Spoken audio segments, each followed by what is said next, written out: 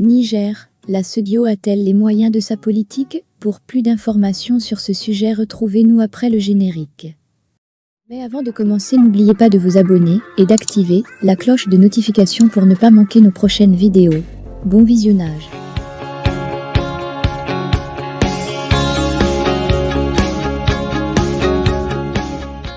Réunis à Abuja le 10 août, les dirigeants de l'organisation régionale ont annoncé l'activation immédiate de sa force d'intervention après le coup d'État au Niger.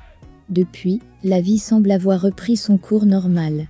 Le Niger a été, le 26 juillet dernier, le théâtre d'un coup d'État à la suite duquel des militaires, regroupés sous le Conseil national pour la sauvegarde de la partie, CNSP, ont pris le pouvoir.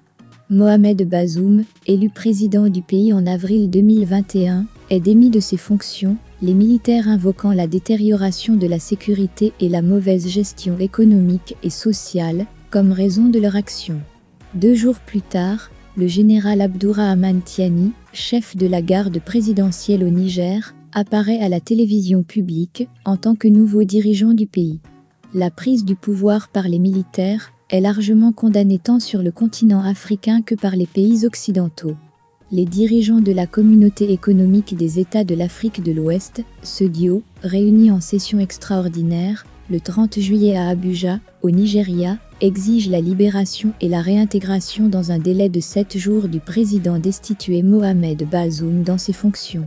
En outre, ils annoncent comme mesure de sanction la fermeture des frontières entre le Niger et les pays membres de l'organisation régionale, l'interdiction de voyager pour les militaires au pouvoir et leurs familles, ainsi que la suspension de toutes les transactions commerciales avec le Niger. Les dirigeants de la SEDIO brandissent, dans la foulée, la menace d'une intervention militaire.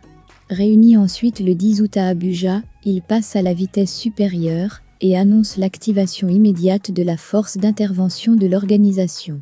En réaction, les militaires, soutenus par le Mali et le Burkina Faso, avertissent la SEDIO et d'autres acteurs de leur détermination à défendre le Niger contre toute agression extérieure. Près d'un mois plus tard, et en dépit des actions qui confortent le pouvoir des militaires, la SEDIO semble lâcher du lest.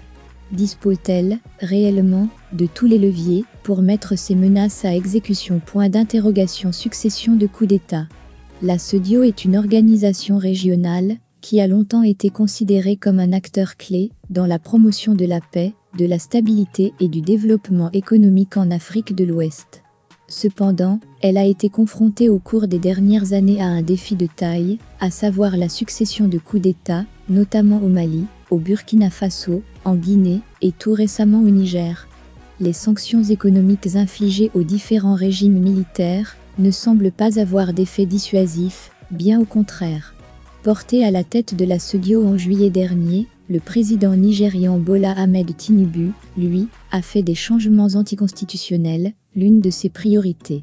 Nous ne permettrons pas qu'il y ait coup d'État après coup d'État en Afrique de l'Ouest, avait-il notamment déclaré. Le Niger, enclavé en Afrique de l'Ouest, a une histoire politique marquée par des périodes d'instabilité et de transition démocratique. Les défis socio-économiques, la faiblesse des institutions étatiques et la lutte pour le contrôle des ressources naturelles, en particulier l'uranium, ont contribué à la fragilité de la gouvernance.